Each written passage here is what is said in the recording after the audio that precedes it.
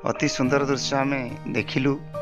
यही माँ जनक रोषे करी बहुत बढ़िया भाव में खाइबा को दौरान स्वामी को वृद्धावस्था भी भल पाइबा बहुत बढ़िया भाव में अच्छी, कारण से निजको उत्सर्गीकृत कर स्वामी पाखरे।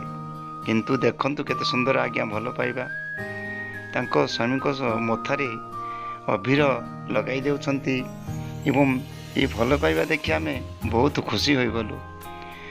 आउ खुशी होगा सहित विजुअल माध्यम रे आम रिपोर्टर भाई अति सुंदर भाव में विजुअल करथिले। तेणुक बहुत खुशी लगिला तांकर भल पाइबा एवं तांकर स्नेह ममतार बांधि रखिबा केते जे खुशी लगिला ताहा आपण माने विजुअल माध्यम देखिले आपण माने भी मध्य खुशी अनुभव करेंगे। कारण ये भल पाइबा संसार रे आउ नाही।